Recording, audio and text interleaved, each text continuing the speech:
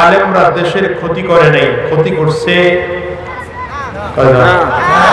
আলেমরা দেশের ক্ষতি করছে? আলেমরা দেশের ক্ষতি করে নাই, ক্ষতি করছে তারাই যারা বড় বড় কথা কয়। কথা কয় না কেন?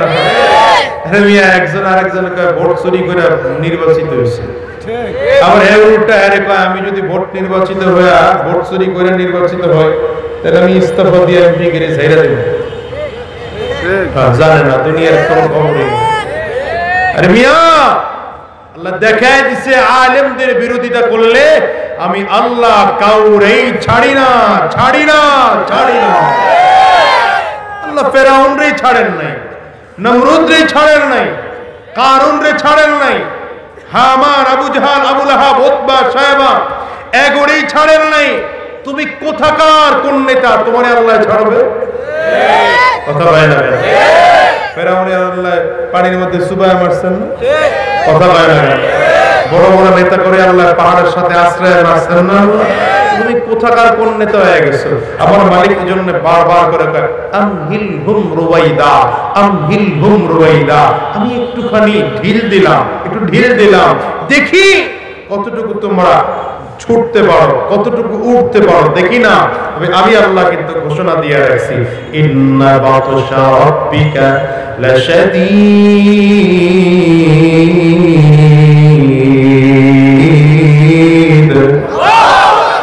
আমি আল্লাহর ধরাটা কিন্তু বড় শক্ত ধরা। কোন ক্ষমতা পাইয়া আলেমদেরকে রাজাকার বলবা, জঙ্গি বলবা, ইশারা করে বলবা, খেলা হবে। আল্লাহ বলে তুই জানো না, যদি খেলতে চাও আমি আল্লাহ তাআলা এমন খেলা শুরু করে দিতে পারি, তোরা নিজেরাই নিজের মধ্যে লাগবি, ঠিক কিনা? কুকুরের অভ্যাস জানেন? কুকুরের অভ্যাস জানেন? এই নদীর মধ্যে দিয়ে মোরগ পচা ভেসে যায়, এই একটা মোরগ পচা যদি 20টা কুকুর সমান ভাগ করে খায় তাইলেও কিন্তু পেট ভরে খাইতে পারে, ঝগড়া করা লাগে না, মারামারি করা লাগে না। কথা হয় না? কিন্তু কুত্তার অভ্যাস হলো যা খাওয়ার আমি একলা খাবো। এটা হলো কিসের অভ্যাস? কুকুরের অভ্যাস। যা খাওয়ার আমি একাই খাবো। এই জন্য সে যখন বহুত কষ্ট কইরা নদীর মধ্যে ভেসে যায় তো কুকুর টাইনা টাইনা টাইনা টাইনা ধইরা একদম কিনারায় নিয়ে আসছে বহুত কষ্টে। আইনা যখন খাবে তখন গন্ধ পায়া আরো 3-4টা কুকুর এসে ঢুকতেছে। তো ঢুকলেই এই কুকুর তো টাইনা আছে, তার ক্ষমতাটাই আলাদা। সে করে সবাইরে তাড়ায়, তাড়ায় আবার খাইতে আসে, আবার তাড়ায়, আবার খাইতে আসে, আবার তাড়ায়, আবার খাইতে আসে, আবার তাড়ায়। ইতিমধ্যে নদীর ভাটা শেষ হয়ে জোয়ার এসে গেছে। জোয়ার এসে গেলে ওই মোরগ পচা তো আবার উল্টা দিকে ভাষা আরম্ভ করছে। যেখানে বাঁধায় রাখছিল ওখানে আর বেঁচে নাই। কুকুর লড়ায় টড়ায় বহুত দূর থেকে তাড়ায় টড়ায় আইসা দেখে যেই মোরগ পচার জন্য তাড়াইছে ওই মোরগ পচাই নাই। কথা বলে, যেই মোরগ পচার জন্য তাড়াইছে ওই মোরগ পচাই নাই। যারা আলেম গড়ে গালি দিছে, যারা ঘরে বসে বলছে যে আমরা আলিফ বা তা সা পড়া আলেম হয়ে গেছি, হুজুর ঘরে লাগে থাকে না, যারা এতদিন বলছে বড় বড় খেলা হবে, আমার অভ্যাস ভালো আমি রোগের নাম বলি, রোগীর নাম ঢং বলে বলি। রোগীর নাম বলার দরকার আছে? আরে মিয়া, যখন যারা বলছে এখন হিসাব মিলায় দেখেন, একজন আরেকজনের বিরুদ্ধে মামলা দেয়, একজন ওই এক কুত্তা আরেক কুত্তার কাছে তুই না ভোট চুরি করে হয়েছ। বুঝেন বুঝেন রে, দুনিয়া দুনিয়া জিফাতুন ওয়া তুল্লাহুহা কিলাব। রাসূল আরবি কয় দুনিয়াটা মোড়ক পচা, এগুলো সব কুত্তারা এগুলোর পিছনে দৌড়ায়। কথা কও না কেন? আপনারা বলবেন হুজুর আপনি কুকুর বলছেন কেন? আমি বলি নাই তো, নবী বলছেন। তো আমার সাথে চেতাচেতি করে লাভ আছে? নবীর সাথে চেতাচেতি করো। কথা কয় না কেন? যারা পার্থিব ক্ষমতাকে অনেক বড় মনে করে, পার্থিব শক্তিকে অনেক বড় মনে করে, পার্থিব সম্মানকে অনেক বড় মনে করে, দুনিয়ার ক্ষমতা টাকা পয়সা এত এত বেশি মনে করে যে হুজুরদেরকে দাম দিতেই চায় না। হুজুররা ইসলামের পক্ষে কথা বললে এগুলো রাজাকার কয়, ফতুয়াবাজ কয়, উল্টো পাল্টা বলে গালি দেয়। আল্লাহ দেখায় দিছে আলেমদের আঙ্গুল তুলে কথা বলতে হবে না। মুফতি সৈয়দ ফয়জুল করিমের জবাব দিতে হবে না, আল্লামা মামুনুল হকের জবাব দিতে হবে না। তাদেরকে যারা গালি দিয়েছে ওরা একজন আরেকজনকে গালি দিচ্ছে।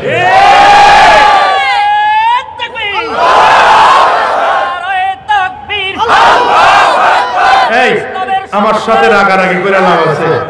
কন্যা আমার সাথে রাগারাগি করে লাভ আছে? আমরা হুজুর গ্রুপ স্লোগান দেওয়ার দরকার নাই। এখন এক কোণা থেকে আরেক কোণায় ফতোয়া দেয়, জুতা মারো তালে তালে। আপনাদের কাছে খবর টবর নাই? আল্লাহর খেলা বুঝো নাই। ওয়া মাকারু ওয়া মাকারাল্লাহ, ওয়া মাকারু ওয়া মাকারাল্লাহ ওয়াল্লাহু খায়রুল মাকিরিন।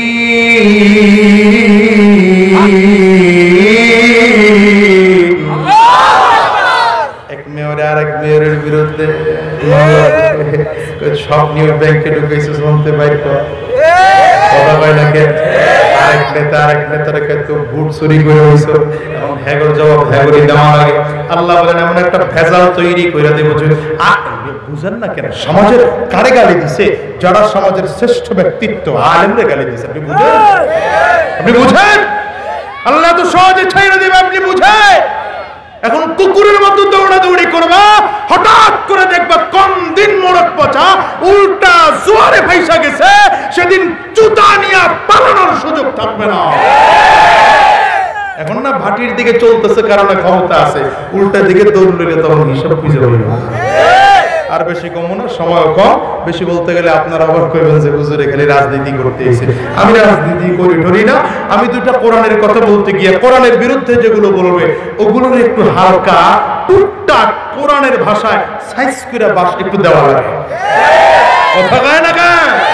আমাকে হুজুর করতো খালি দোষ। আমরা জোরে কথা কই, এই জন্য আমরা রাজাকার, আমরা উগ্রবাদ, আমরা আল বদর, আমরা আল কায়দা। মুসলমান না, হুজুররা রাজাকার না।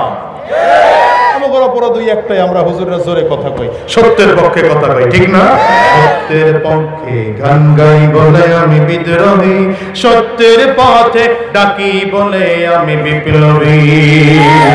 কোরআনের কথা বলি তাই বলে আমাকে মৌলবাদী, কোরআনের কথা বলি তাই বলে আমাকে উগ্রবাদী, জিহাদের কথা বলি তাই বলে আমাকে জঙ্গিবাদী। আমি বিদ্রোহী, বিদ্রোহী বিপ্লবী মৌলবাদী, কেন জঙ্গিবাদী? বিদ্রোহী বিপ্লবী মৌলবাদী, কেন জঙ্গিবাদী? ঠিক কিনা? জন্মের পরে কানে আজান কি দেয়নি, তুমি মৌলবাদী ছাড়া হওনি। তোমার তো ডান কানে আজান দেওয়া হয়েছে, তোমার তো বাম কানে ইকামত দেওয়া হয়েছে, মিয়া তুমিও তো মৌলবাদ। যদি আজানের ইকামত দেওয়া না হয় তখন অপেক্ষা করো, সামনে জানাজা আছে, তখন হুজুর গড়ে লাগবে। যতই কও আমরাও পারি, কতটুকু পারো ওটা আমিও জানি, পাবলিকও জানে। কথা কয় না? যোহরের ইমামতি সবাই পারে, আসরের ইমামতি যেগুলোর কেরাত ফেরাত লাগে না ওগুলোর ইমামতি সবাই পারে। মাগরিব আর এশা আর ফজরের ইমামতি দিলে বোঝা যায় কার ফেলা কদ্দুর। কথা কয় না কেন? সামনের ওয়াল ভাঙ্গা থাকলে তো কথাই নাই, আর ভাঙ্গা না থাকলে ভাঙ্গা দৌড়াবে কোন সময়, ওই খবর খুঁজে পাওয়া যায় না। বুঝেন নাই মনে? হ্যাঁ, একেবারে ইমাম বানায়, কারা বানায় জানেন? যে মুসল্লিরা একেবারে এত লোক যে ওই ইমামের ভুল ধরারও কায়দা নাই, হেরা আবার ইমাম বানায়। আমরা আলেমরা তাদেরকে ইমাম বানাতে পারি না। যদি কেউ আমাদের সামনে দাঁড়িয়ে নেতৃত্ব দিতে চায় ওদেরকে কলার ধরে পেছনে টেনে আনতে হবে, ঠিক না? রাগ করতেছেন মনে হয়, মেজাজ খারাপ হয়ে গেছে। আজাদি ভাই এতদিন খুব মোহাব্বত করতাম, এই কথাটার উপরে আর মোহাব্বত করতে পারি না। হ্যাঁ, আমাদের নেতৃত্ব ছিনিয়ে নিতে চাই। এখন আইমিয়া তুমি সুন্নাহ অনুযায়ী চলো না, তোমার মুখে দাড়ি নাই, তোমার মাথায় টুপি নাই, তোমার কোরআন নাই, তুমি হুজুরদের বিরুদ্ধে কথা কও, আলেমদের বিরুদ্ধে কথা কও, ক্ষমতায় বসে থাকার অধিকার তোমার নাই। ঠিক এখানে কইলেন, বের হয়ে গিয়ে তো কইবেন আর চিনি টিনি না আপনার মুখে, এখানে যা কইবেন বাইরে গিয়ে একই কথা কইবেন, ঠিক আছে? তাআওয়ানু আলাল বিররি ওয়াত তাকওয়া ওয়া লা তাআওয়ানু আলাল ইসমি ওয়াল উদওয়ান। কার কথা? আল্লাহ। একটু আঙ্গুলটা উঁচা করে জোরে আওয়াজ দিয়ে বলেন কার কথা? আরো জোরে বলেন কার কথা? রব্বে কারীম ডেকে বলেন তোমরা একজন আরেকজনকে দ্বীনের কাজে নেকের কাজে একজন আরেকজনকে সহযোগিতা করো। সাবধান, ওয়ালা তাআওয়ানু আলাল ইসমি ওয়াল উদওয়ান, গুনাহের কাজে একজন আরেকজনকে সহযোগিতা করো না। মাওলা পাকের হুকুমের অমান্য হবে, হুকুমের সীমা লঙ্ঘন হবে, এমন কাজে একজন আরেকজনকে তুমি কোনোদিন সহযোগিতা করো না। আরে মুসলমান বলতে পারো হুজুর আমি একজন গ্রামের মানুষ, আমার কথায় কি বা সহযোগিতা হতে পারে? হ্যাঁ, আপনার কথায় সহযোগিতা হতে পারে, আপনার চলেও দ্বীনের সহযোগিতা হতে পারে, আমার চলেও দ্বীনের সহযোগিতা হতে পারে। আমার অবস্থান থেকে আজকে দৃঢ় প্রতিজ্ঞা নিয়ে বিদায় হতে হবে, আমার অবস্থান থেকে আমি কোনোদিন দ্বীনের বিরুদ্ধে চলে যাব না, বরং আমার অবস্থান থেকে আমি দ্বীনের পক্ষে কাজ করব। কথা বলে না কেন? পয়গম্বর ইব্রাহিম আলাইহিস সালাতু ওয়াস সালামকে নমরুদ যখন আগুনের মধ্যে ফেলাইছে, দাউ দাউ করে আগুনগুলো জ্বলে, ভেতরে কি খবর মালিক ছাড়া আর পয়গম্বর ইব্রাহিম ছাড়া কেউ জানে না। চারিদিকে মানুষের কান্নার রাত। একটা ছোট্ট কবুতর বারবার করে পানির মধ্যে গিয়ে ডুব দেয়, ঠোঁটের মধ্যে এক ফোঁটা দুই ফোঁটা করে পানি নেয়, আবার এনে আগুনের মধ্যে ফেলে, আবার দৌড়ায় পানির মধ্যে যায়, এই ঠোঁটে এক ফোঁটা দুই ফোঁটা করে পানি নেয়, আবার এনে আগুনের মধ্যে ফেলে। বলেন তো একটা কবুতর ঠোঁটের মধ্যে কত পানি নিতে পারে? একদম সামান্য পরিমাণ, প্রচন্ড কম পানি নিতে পারে একটা কবুতর। বারবার করে গিয়া পানির মধ্যে ডুব দেয়, পানি নেয়, আবার এনে আগুনের মধ্যে পালায়। আরে পয়গম্বর ইব্রাহিম আলাইহিস সালাতু ওয়াস সালাম যে আগুনের মধ্যে পড়েছে, সেই আগুনের মধ্যে বারবার করে পানিটা পালায়। কবুতর বুঝাইতে চায় মাওলা কারীম তোমার কুদরতি চক্ষু দিয়া নজর দিয়ে দেখো, তুমি তোমার কুদরতি চক্ষু দিয়া নজর দিয়ে দেখো, যেই দিন তোমার পয়গম্বর ইব্রাহিম আলাইহিস সালাতু ওয়াস সালামকে জামানার দুশমন, ইসলামের দুশমন, মানবতার দুশমন নমরুদ যেদিন আগুনের মধ্যে ফেলেছিল, আমি ছোট্ট কবুতর, যদিও আমার শক্তি খুব কম, আমার ক্ষমতা যদিও খুব কম, কিন্তু আমার জায়গা থেকে আমি এক ফোঁটা পানি ফালাইয়া হইল, আমি জানি আমার আগুনে আমার পানিতে আগুন নিভবে না, কিন্তু আমি আমার মাওলারে দেখাইতে চাই আল্লাহ আমি নমরুদের পক্ষে না, আমি তোমার নবীর পক্ষে, ঠিক কিনা? আপনার কাছেও যদি কেউ দ্বীন নিয়ে সামনে হাজির হয়, কোরআন নিয়ে যদি কেউ হাজির হয়, ওই মানুষটাকে বিশাল কিছু করে দিতে না পারলেও একটা ফোঁটা পানি হলেও দিয়ে, নিজের একটা শরীরের একটা ফোঁটা রক্ত দিয়ে হলেও, একটুখানি কথা বলে হলেও তাকে দ্বীনের জন্য সহযোগিতা করো। লাভটা কি জানো? একটাই মাত্র লাভ, সে পাস করুক আর ফেল করুক, আমার মালিকের বইলা বুঝাইতে পারবা ও মাওলা কারীম তোমার একজন বান্দা দ্বীনের জন্য এসেছিল, কোরআনের জন্য এসেছিল, উলামায়ে কেরাম বাংলার জমিনে ইসলাম কায়েম করার জন্য মেহনত করেছিল। আমরা উলামায়ে কেরামদের সাথে ছিলাম, প্রয়োজনে আমরা রক্ত দিয়েছি, আমরা জীবন দেওয়ার জন্য তৈয়ার ছিলাম। আমি হয়তো ইসলাম কায়েম করতে পারি নাই, কিন্তু আমরা দ্বীনের বিরুদ্ধে ছিলাম না, তোমার দ্বীনের পক্ষে ছিলাম, ঠিক কিনা? জোরে কও। মুসলমানে বাংলার জমিনে অপেক্ষা করো, অপেক্ষা করো, আজ হোক কাল হোক উলামায়ে কেরাম একদিন ডাক দিবেনই দিবেন, কথা বলেন না কেন?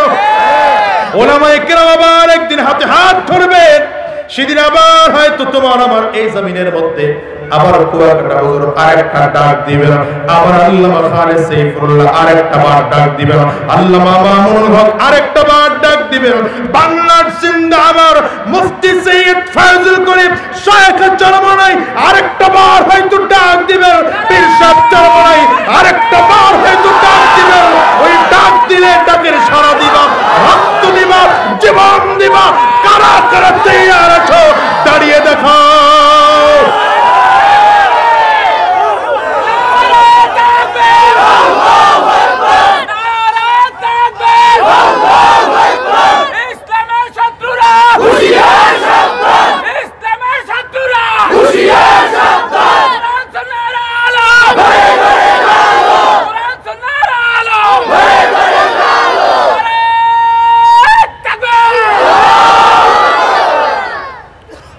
হচ্ছে অসুবিধা হচ্ছে, আমরা একজন আরেকজনকে সহযোগিতা করব দ্বীনের জন্য, করোনা কিসের জন্য?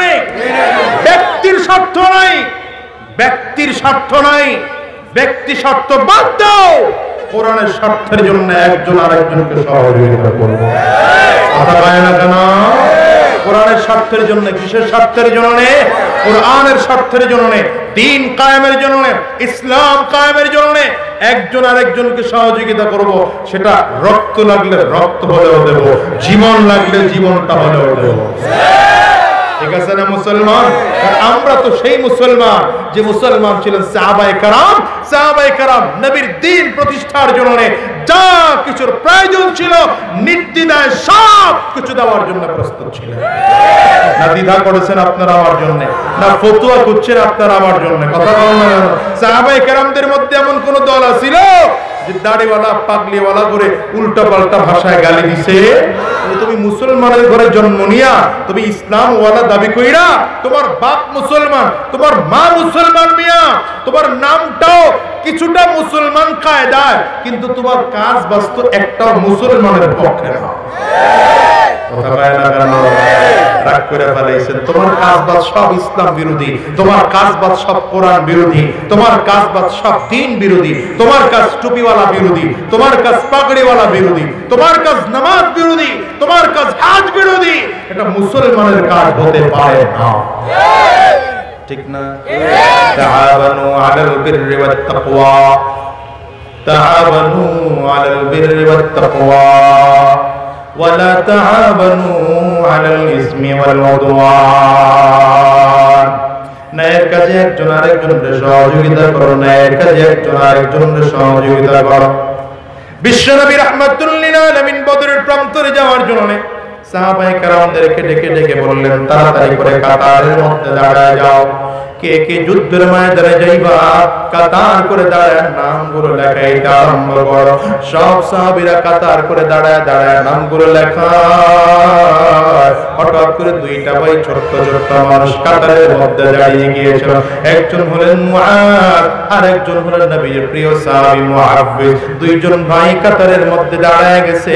আমার নবী ডাক দিয়ে বললেন, তোমরা দুইটা ভাই খুব ছোট, তোমাদেরকে যুদ্ধের ময়দানে না যাবে না, যুদ্ধের ময়দানে যাইবা।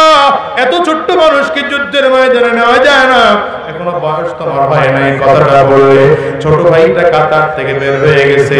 বড় ভাই বুড়া আঙ্গুলের মধ্যে ভর করে উঁচু হইয়া অন্যান্য সাহাবীদের সাথে সাইজ মিলাইয়া এরপরে আমার নবীর দিকে তাকায় ডাক দেয়, পয়গম্বর আমিও আপনার অন্যান্য সাহাবীদের মতো লম্বা, আমারও যুদ্ধের ময়দানে নিয়ে যান, আমিও যুদ্ধ করব।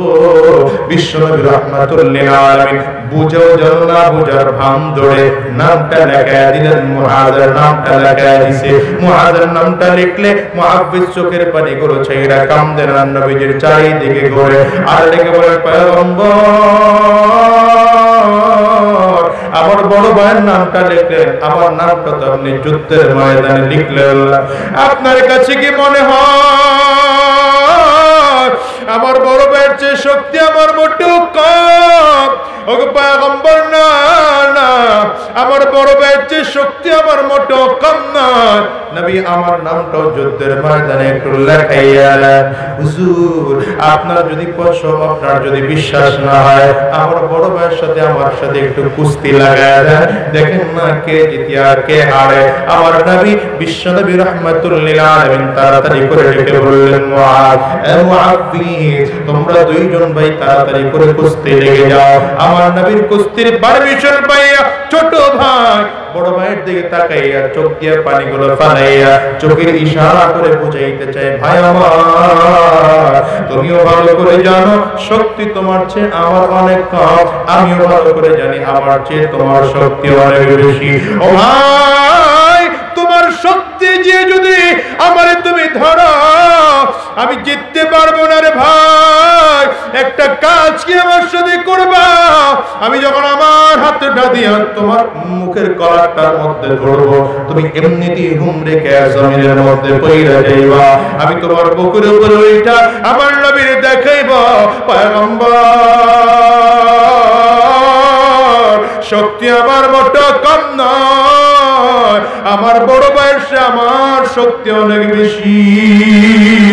বাইরে ছোট্ট কাজটা করলে কি হবে জানো নাকি? তোমার নামটা যুদ্ধের ময়দানে নবী লেখা দিয়েছেন, এটা কোনোদিন কাটা যাবে না। তবে নতুন একটা কাজ হবে, আমার নামটাও যুদ্ধের ময়দানে লেখা হয়ে যাবে। বড় ভাই ছোট ভাইয়ের চোখের ইশারা বুঝা পালাইছে। এবার ছোট ভাই বড় ভাইয়ের কলারের মধ্যে ধরলে বড় ভাই বাহানা করে হুমড়িকে জমিনের মধ্যে পড়ে গেছে। এবার ছোট ভাই বড় ভাইয়ের বুকের উপরে উঠা আমার নবীর দিকে তাকাইয়া চিৎকার করে ডাক দেয়, পয়গম্বর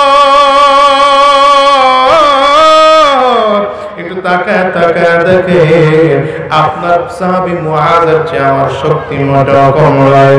আমারও যুদ্ধের ময়দানে নামটা লেখাইয়া দেন না, আমিও যুদ্ধের ময়দানে যাব, বেঈমানদের যুদ্ধ করে শেষ করে দেব। আমার নবী বুঝেন, তারপরে যেন কেন কেন না বোঝার ভান ধরতেছে। আমার নবী দুইটা ভাইয়ের নাম যুদ্ধের ময়দানে সুন্দর করে লেখাইয়া নিলেন। রাস্তায় আমার নবী বিশ্ব নবী রাহমাতুল লিল আলামিন রাস্তার মধ্যে দুইটা ভাইয়ের কাছাকাছি যেইটাই রেখা নিজের তাবুর মধ্যে ঢুকাইয়া দিয়া ডাক দিয়া বলে, রে মুআজ, এরে মুআফফিজ, এত বাহানা করে কেন তোরা যুদ্ধের ময়দানে আসলি? তোরা ছোট দুইটা ভাইকে যুদ্ধ করতে পারবি নাকি? ছোট দুইটা ভাই আমার নবীর দিকে তাকাইয়া চোখ দিয়ে পানিগুলো ফালাইয়া ফালাই কাঁদতে আরম্ভ করছে আর ডাক দেয়, নবী আমার, আপনার কি মনে আছে নি ওই যে মক্কার কাফির মুশরিকরা আপনারে মক্কা থেকে তাড়াইয়া দিছে, আপনারে মক্কায় থাকতে দেয় না, আপনি হিজরত করে মদিনায় এসেছিলেন গো নবী। আপনি যেদিন মদিনার গলি দিয়ে ঢুকছিলেন সেই দিন আমরা মদিনার ছোট্ট ছোট্ট মাসুম বাচ্চাগুলো তালাআল বাদরু আলাইনা বলে বলে আমরা নিমন্ত্রণ জানাইতেছিলাম, আমরা রিসিভ করতেছিলাম গো নবী। সেই দিন আপনি উটের পিঠে সওয়ার অবস্থায় ছিলেন, আমরা মাসুম বাচ্চাগুলো চারিদিকটা ঘেরাও করে আপনার সুন্দর চেহারাটা দেখতেছিলাম। আপনি তাকায় তাকায় দেখছেন আমরা ছোট্ট মানুষ, আপনার দিকে তাকাইতে আমাদের কষ্ট হয়। আপনি উটের পিঠ থেকে লাফ দিয়ে আমাদের পাশে নেমে গিয়েছিলেন।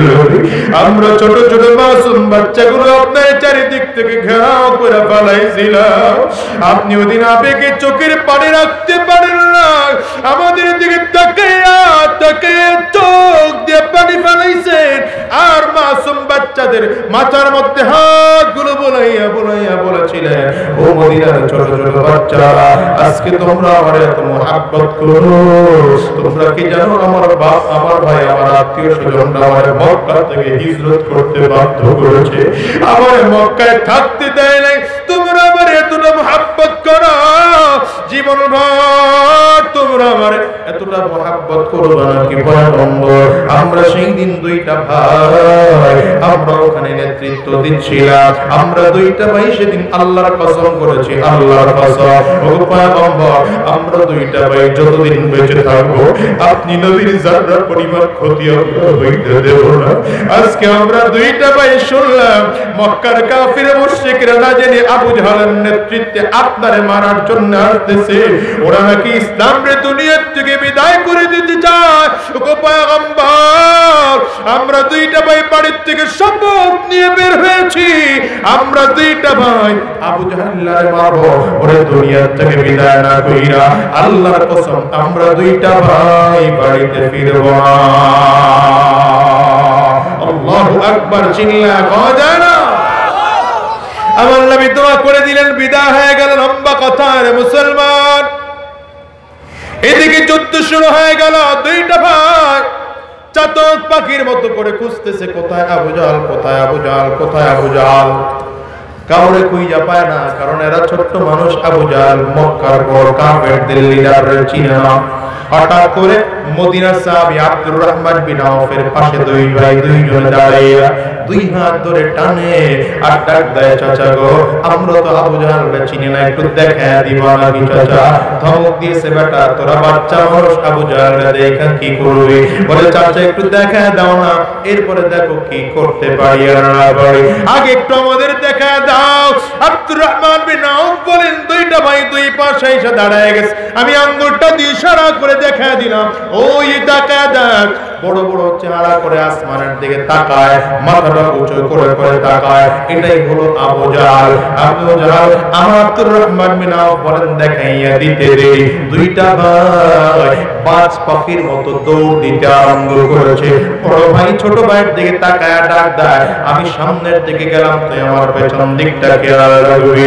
এই কথা বলে বড় ভাই তরবারি নিয়ে রওনা। আবু জাহল যে ঘোড়ার পিঠে সওয়ার, ওই ঘোড়াকে জোরে একটা আঘাত করেছে, ঘোড়াটা হুমড়ে খেয়ে জমিনের মধ্যে পড়ে গিয়েছে। আবু জাহল নিজেও হুমড়ে খাইয়া জমিনের মধ্যে পড়ে যায়। দুইটা ভাই আল্লাহর দুশমন, নবীর দুশমন, ইসলামের দুশমন। আবু জাহলের বুকের উপর ওইটা বৈশা পড়েছে।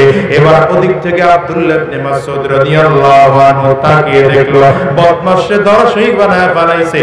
এই বদমাশকে দুনিয়া থেকে বিদায় না করে পারা যায় না।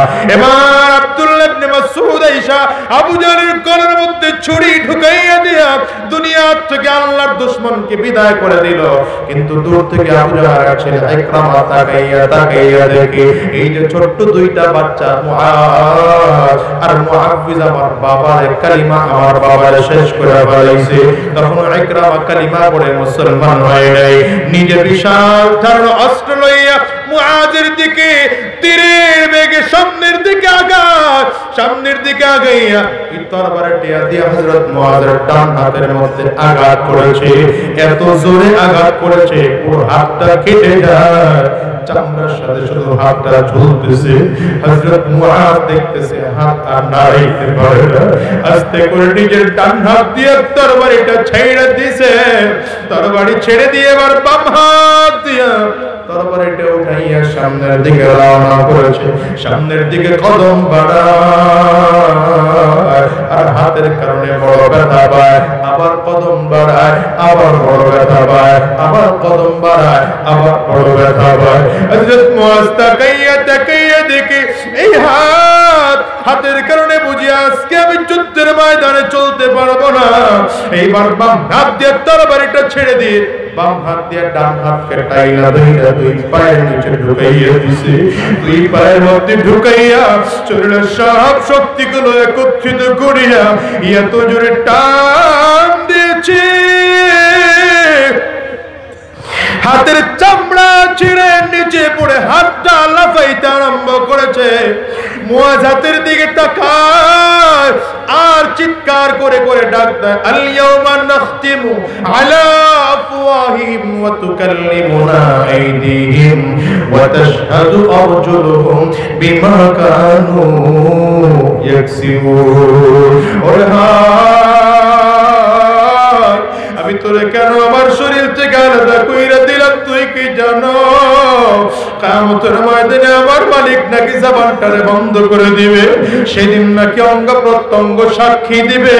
তুই হাত নাকি সেদিন আমার পক্ষে বিপক্ষে সাক্ষী দিবি। আমি এই জন্য তোরে আলাদা কইরা দিলাম। কিয়ামতের ময়দানে যদি আমার মালিক তোরে ডাক দেয়, তুই সেদিন মালিকের কাছে দাঁড়াইয়া বলবি, আল্লাহর নবীর দিন কায়েমের জন্য আমি হাতের বায়া করি না, শরীর থেকে আলাদা কইরা ফেলাইছি। ওরে দুনিয়ার কলিজার টুকরা যুবক, আমিও তোমাদেরকে বইলা যাই, শোনো দুনিয়াটা বেশি দিনের না, আজ হোক কাল হোক একদিন বিদায় নেওয়াই লাগবে। মরবই তো, তবে নরমাল মরলে শাহাদাত বরণ করতে পারবো কিনা জানি না, আমার মালিকের জান্নাত পাবো কিনা জানি না।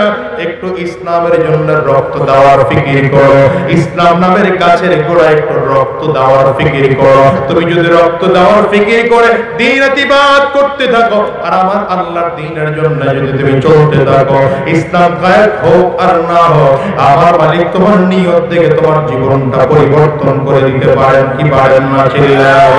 আজকের মজলিসটা থেকে ওয়াদা করবা, এর মুসলমান ইসলামী মহাসম্মেলনের মধ্যে আমরা এসেছি, ওলামায়ে কেরাম আমাদেরকে ডেকেছেন, আমরা ওলামায়ে কেরামের ডাকে যেমন স্বতঃস্ফূর্ত সাড়া দিলাম, আমরা আল্লাহর দ্বীনের জন্য আরেকটা বার সাড়া দরকার হলে আমরা কারা কারা দিতে তৈয়ার? হাত তুলে দেখা, একটা চিল্লায় জোরে ডাক দাও, আল্লাহ, জোরে জোরে আওয়াজ করে জোরে ডাক দাও, আরো জোরে ডাক দাও, আল্লাহ আরো জোরে জবান করে ডাক দাও আল্লাহ। ওদের মালিক, আমরা দুই হাত তুলে ওয়াদা করলাম আমরা দ্বীনের পথে চলবো, কোরআনের পথে চলবো। উলামায়ে কেরাম যদি দ্বীন বিজয়ের জন্য আমাদেরকে আরেকটা বার ডাক দেয়, আমরা রক্তের দরকার হলে রক্ত দেব, জীবনের দরকার হলে আমরা জীবন দেব। আল্লাহ তুমি কবুল করে নাও। জবান করে বলো আমিন, আর জোরে আওয়াজ করে বলো আল্লাহ।